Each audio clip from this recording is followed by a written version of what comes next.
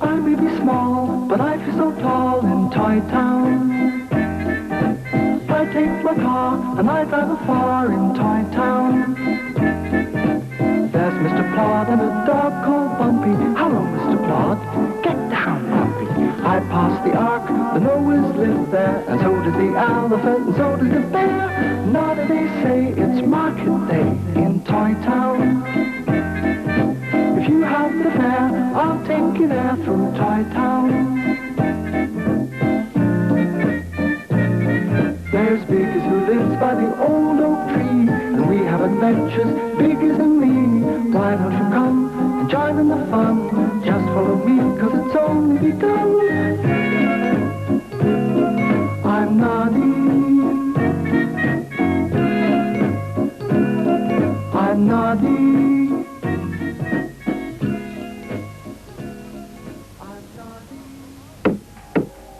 Milk out, the milkman called. Goodness, Noddy said. Is it breakfast time already? We'll make an early start in Toy Town. 1 pint or 2. Noddy nodded.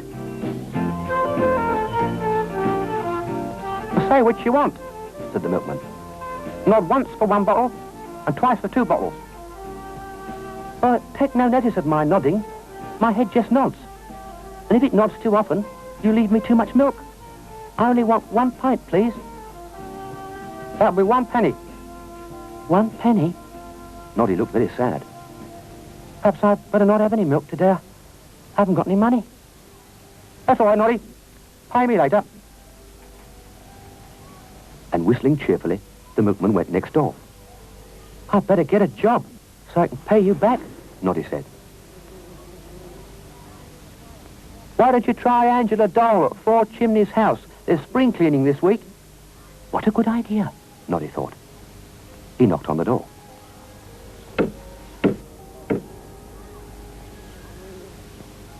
It was answered by a doll in a big white apron. What do you want? She said. Are you the chimney sweep? Or are you the laundryman? I'm Noddy, Noddy said. I heard you were spring cleaning and I wondered if I could help. I'll be very good at spring cleaning. I've plenty of spring in me. It's nothing to do with it, silly. We're spring cleaning the house because it's springtime. Perhaps the mistress will let you help. We're always glad of an extra pair of hands. You can come in. The mistress was a beautiful doll with shining hair and big blue eyes. Noddy was so impressed, he bowed. The sweep hasn't come, she said. I suppose you don't know how to sweep chimneys? I'm sure I could sweep your chimneys, he said. I'd like to try. Noddy picked up a long black brush. He poked it up the chimney and waited for the soot to come down. I wonder if I'm through to the top, he thought. No soot. I'll better do it again. The little doll ran outside. Isn't this fun? She said.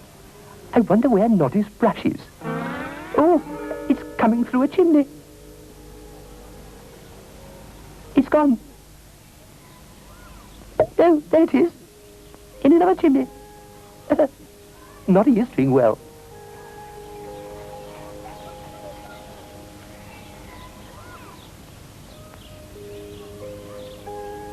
Oh, it's gone again. No, there it is.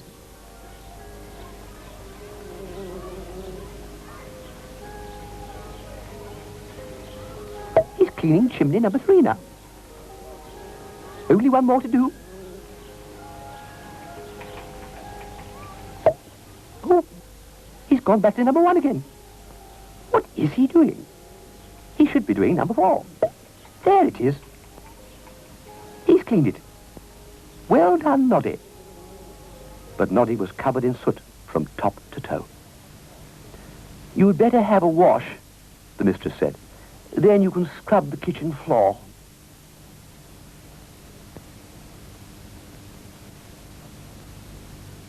Noddy set to. He scrubbed and scrubbed. Won't the beautiful doll be pleased, he thought. Perhaps she'll give me another job. Then I can pay the milkman and buy enough food to stock my larder. He turned to pick up the bucket. Oh, that's funny, he said. It was here a minute ago. Someone was laughing. Do you want your bucket back? Look out, he shouted, but he was too late. The little doll had spilt the bucket of dirty water all over Noddy's shoes. What's going on here? A stern voice said. It was the mistress doll. What do you think you're doing? The little doll girl looked at Noddy. It was an accident, but don't worry, I'll clean it up. It won't take very long, he said. That's a very good job you've done, said the mistress doll, and she paid him handsomely. Oh, thank you, said Noddy. If you want more work, try Monsieur Pulley at the garage. Now, if there was one thing Noddy loved, it was cars. Excuse me, Noddy said shyly, do you by any chance have a job for me? Monsieur Polly looked him up and down. My man, he is away. You can have his duties until he returns. I love cars, Noddy thought as he looked round. If only I could have one of my own. A yellow one, just like that.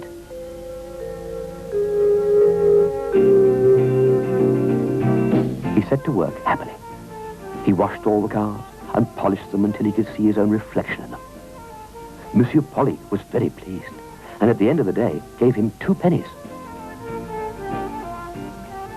I feel quite rich, Noddy thought, but not rich enough to buy my own car. I do wish I could buy this one. Noddy worked at the garage for a whole week. On his last day, he worked extra hard. Oh, I do feel hot, he said. He sadly packed up his duster and polish.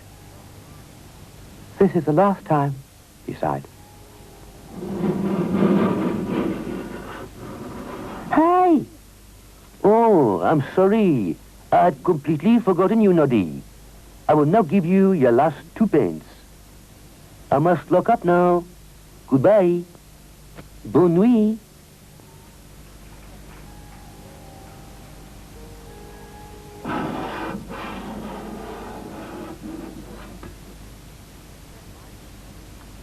Never mind, Noddy thought.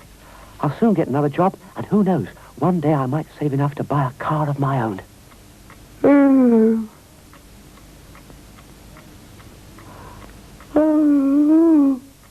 And he fell asleep.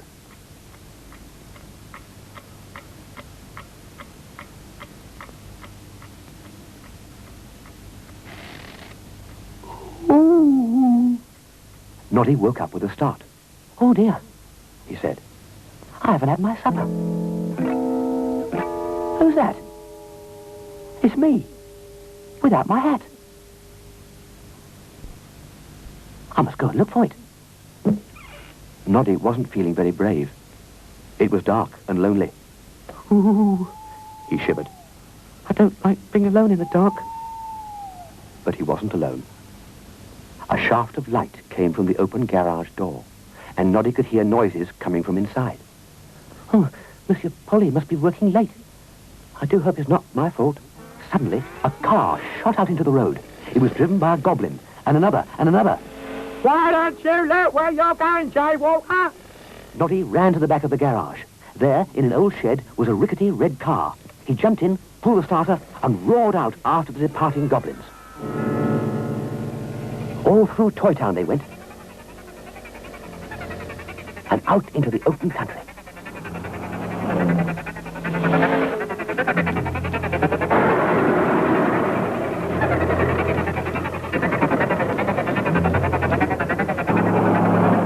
Faster and faster they drove, up and down the country lanes.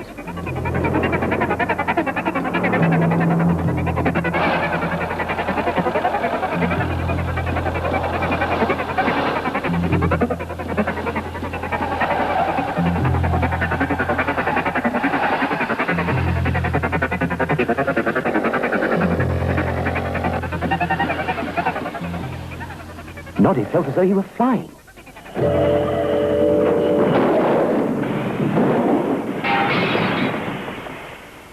Noddy landed by a tree, clutching his steering wheel. A solitary tire rolled past. Before Noddy had time to recover, he heard a stern but familiar voice. What on earth do you think you're doing? It was Big Ears. I'm chasing, Noddy said, and told him all about it. Are you hurt? Big Ears asked anxiously. I don't think so, Noddy said, but I'm not sure. Come into my toadstool house. You can stay with me for the night. I do hope Monsieur Polly won't be cross about his little red car, Noddy said. It's quite smashed up. I should think he'd be very grateful to you. Look, Noddy, he added, you go to sleep, and I'll see if I can find the cars. So Noddy snuggled down on Big Ears' settee, and Big Ears went, all alone, to Goblin Village. The inhabitants of Toy Town were in a rage that morning, and as for poor Monsieur Polly, he was crying. All his cars had gone, even the little red one. But Mr. Plod was in charge of the situation. We will have to examine the place of the crime, He announced. Aha, He called. aha. He held up Noddy's blue hat. A vital piece of evidence. It was at that moment that Noddy and Big Ears arrived at the garage. Does this piece of incriminating evidence belong to you? I don't know about incriminate, but it's my hat. It was Noddy, the little nodding man, the toy shouted. He did it. He stole the cars. You just listen to me, Mr. Plod, Big Ears said furiously. You just listen to me. And you show respect to an officer of the law. It wasn't Noddy who stole the cars. It was the goblins. Noddy went to the garage to fetch his hat, and he tried to stop them. Do you wish to make a written statement? We need a written statement, you know. Look here, Plod. I want Noddy set free. In fact, if you don't set him free this minute, I shan't tell you where the cars are. Perhaps we have been a little hasty, Monsieur Polly whispered to Mr. Plod. He wanted his cars back. This, Brownie, says you chased the car thieves last night. Noddy was too frightened to speak. That's correct, Big Ear said. And what's more, if we don't hurry to Goblin, you may never see the cars again. It was a strange procession that arrived in Goblin Village. I'll deal with this, Big Ear said. It's my beat, Mr. Plod protested. It's my village. Big Ears strode forward. Come out here, Gobbo, he ordered. I have a visitor for you. You again? I might have known. I'll have those cars back fast. Gobbo pointed to the old oak tree. Better get 'em, I suppose, he grumbled. Quelle joie, Monsieur Polly murmured as the first car drove out. There were goblins everywhere. I shall fine every single goblin in this village, Mr. Plod announced. Every goblin is to pay 1 penny. I shall expect you to deliver the money this afternoon. And if you don't, you'll find yourselves in clink. Everyone got into their stolen cars and drove back to Toy Town. Monsieur Polly took Noddy to the garage. You had better keep your eyes shut, he said sternly. Why? Noddy asked, trying not to peep. We have a little surprise for you, and he led him into the market square. Can I open them now? Noddy asked. A little, Monsieur Polly said. Oh! Noddy's eyes nearly fell out of his head. A car for you? Hurrah for Noddy! All Toy Town was assembled in the square. For me? Really? For me? It was too good to be true. It was the most beautiful car Noddy had ever seen.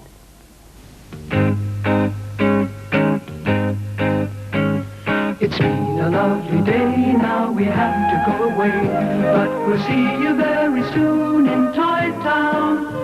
We'll be back another day, come and join us so we may see you very soon again in Toy Town.